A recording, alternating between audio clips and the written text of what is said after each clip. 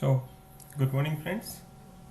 In the last video session, I tried to explain how we can connect a renewable energy source, particularly PV, to the single phase grid or a three phase grid at a glance. Afterwards, I have taken one lecture on the Zoom. Student requested that to share that lecture, particularly the practical aspect of grid type renewable energy sources. So in this session I considered two sources. The first source that I am going to consider is a wind, and second I am going to consider as a PV. I have used a tool, that is simulation tool known as PSIM, and me with my some PG students, we are doing the simulations on grid tied PV, and we have done the simulations on the grid tied wind. So let's begin the session. Here we are considering that simulation of grid tied of wind as a first source. Usually there are four types of wind energy generating system. Depending upon type of the generator, the type of the wind generating system may vary. This is a typical example of type D system. However, if you have gone through number of articles, you might be able to know that we are having type A, type B, type C and a type D system. In a type A system, usually we are having the induction generator based wind energy conversion system. In type B, we are having the wound rotor synchronous generator or synchronous generator based wind energy conversion system. In type C, it's a renowned concept known as DFIG, that is doubly fed induction generator based wind energy system. And in the same case, type D, we are having the permanent magnet synchronous generator based wind energy conversion system. The beauty of this type is over here the gearbox is optional. So as the wind speed will change over here, the rotational speed of the shaft, that is equals to the speed of the generator. So in this type D, we shall go for higher number of poles of permanent magnet synchronous generator.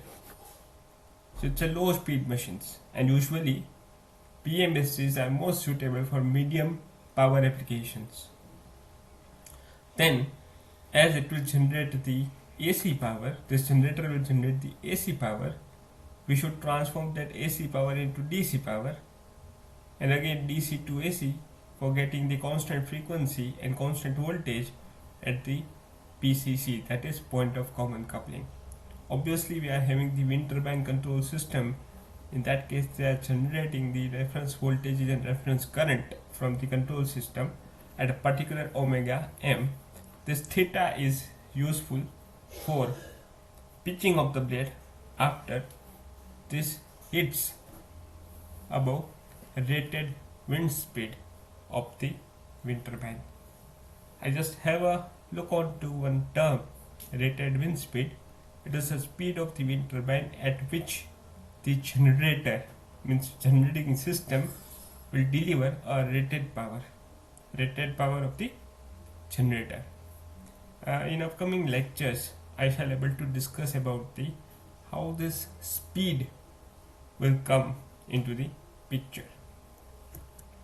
So I have used the simulation tool PSIM. In that we have developed the RPM model through the equation of RPM available in literature. It is connected with the permanent magnet synchronous generator. We are going to measure the voltage. They are the line voltages and the currents respectively. The system is connected in star. It is connected with this ABC. It is connected with the 12+ converter. The major drawback of this model, one should go for the closed loop of this model to get the good results of DC link voltage. Then it is connected with the inverter circuit. This has been sponsored by MTech Electronics, Gandhinagar, and the hardware setup is available at the industry premises. Then this inverter is connected with the point of common coupling, and we have considered the 50 km transmission line with 33 kV grid, comparatively low voltage grid compared to other. Usually today's world this 33 kV is obsolete, so either we'll go for the direct 66 kV step up transformer at the secondary side, or we shall accommodate one more transformer, because usually as far as wind farm is concerned, the individual transformers are connected and then the main substation is far away from the installation point of the wind turbine system. Before starting the same thing, I just want to observe the effect.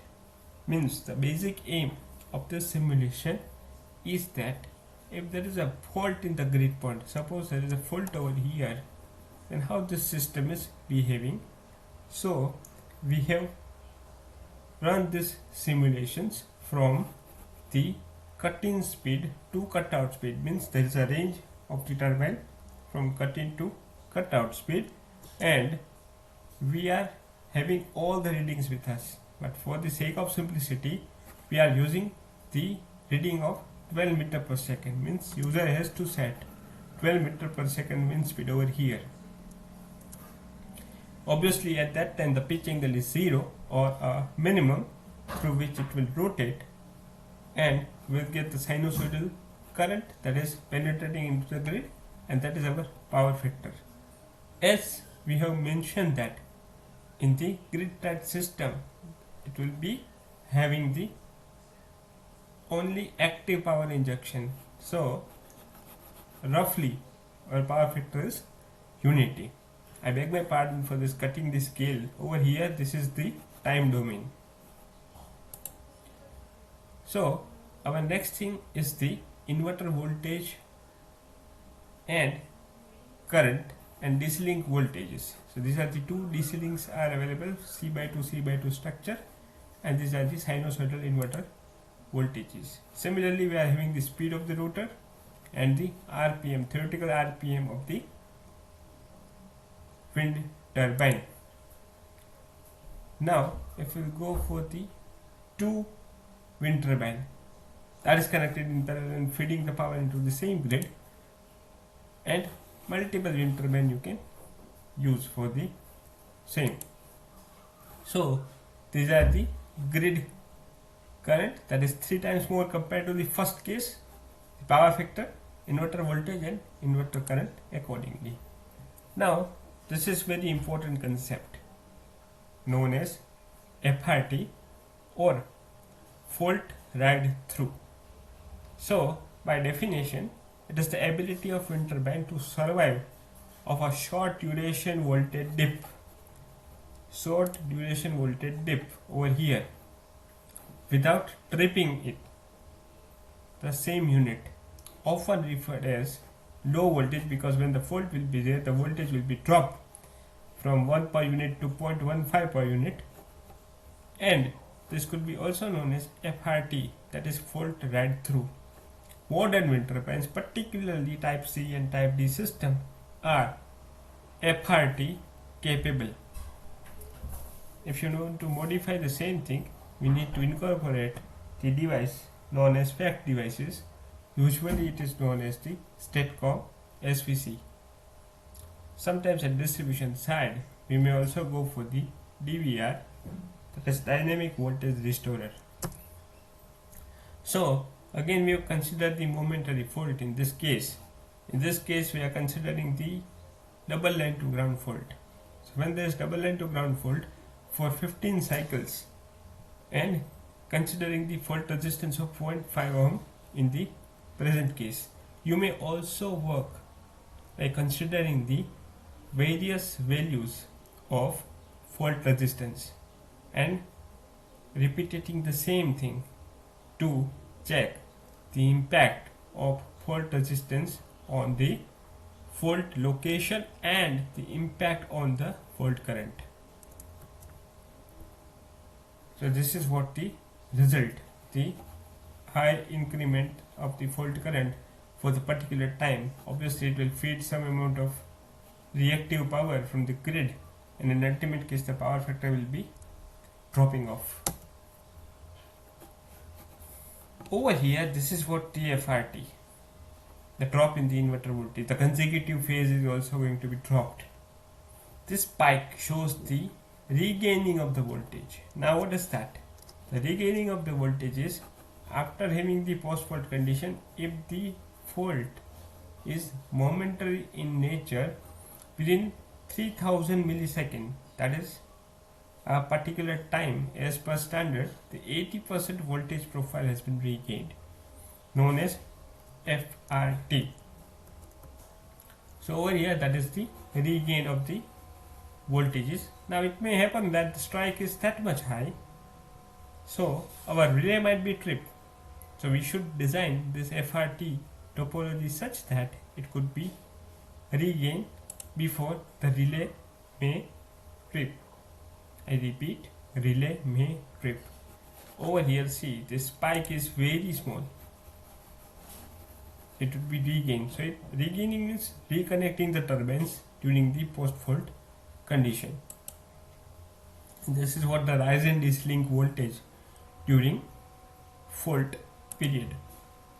We may also measure the active power, the VAR, that is reactive power, the drop in the power factor, and in ultimate case this is your VA.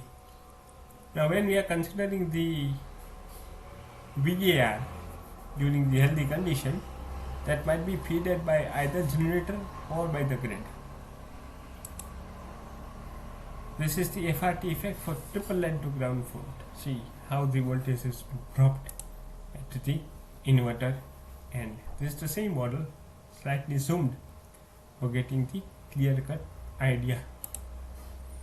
These are the simulations of an inverter for constant DC voltage of 690 volts. So we try to maintain the 690 volt constant at the input of the inverter, that is shown over here. So we can test the same thing. The hardware has been tested in the industry premises at 690 volt.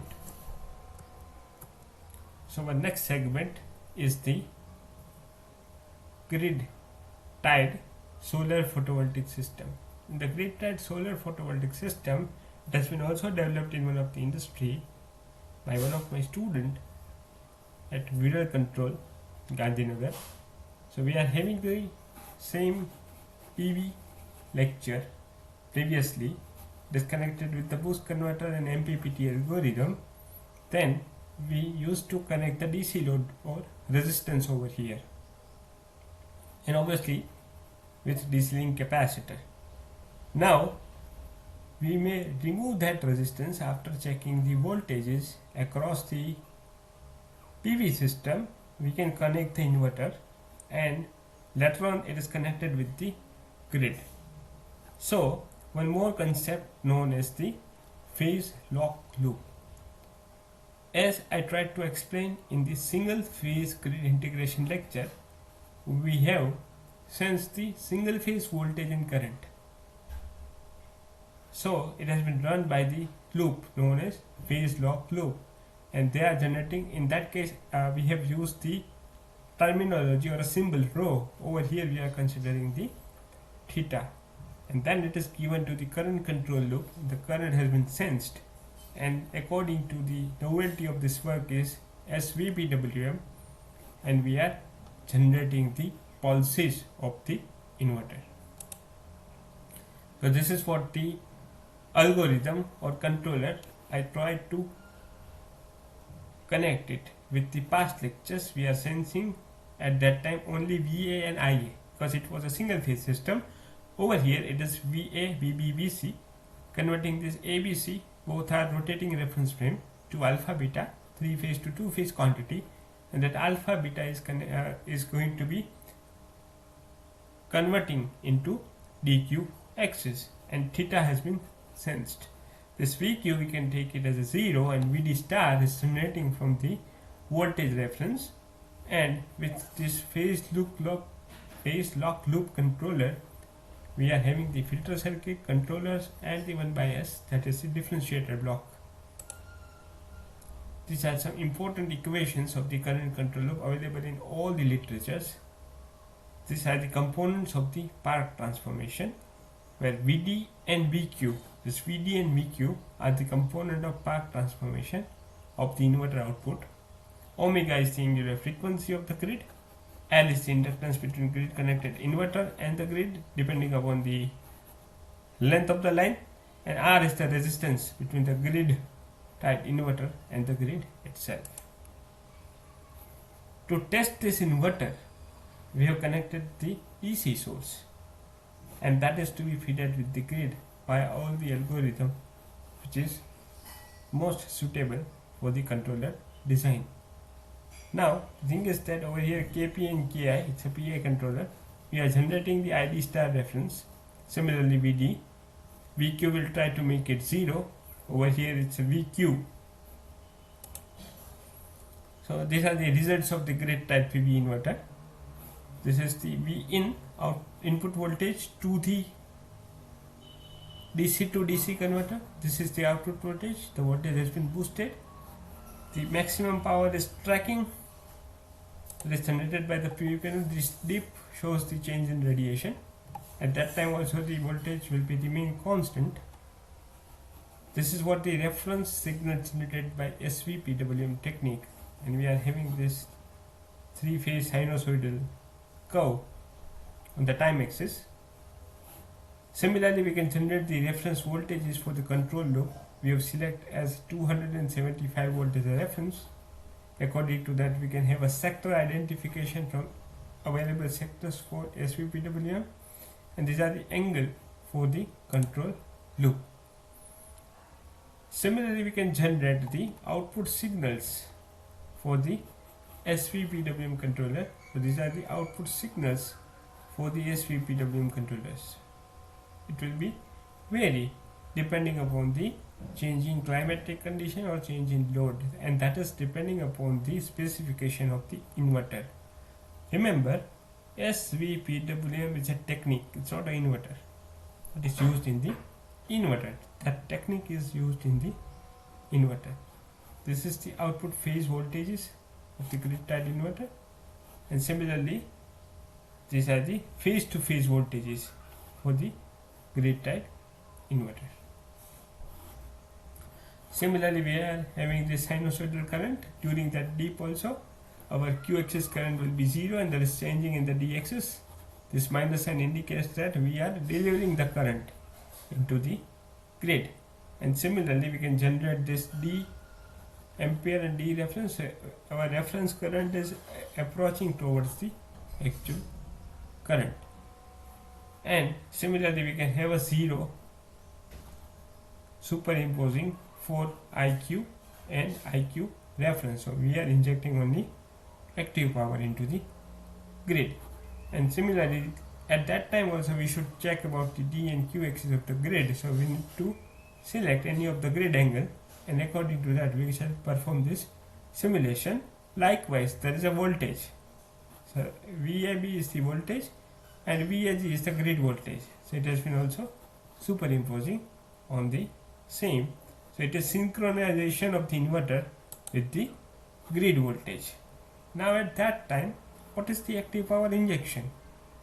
So power supplied by the grid when only grid is connected to the load. So all this power supplied by the grid. Now power supply to the load when the only grid is connected to the load, means we have segregated the same, we have disconnecting the PV.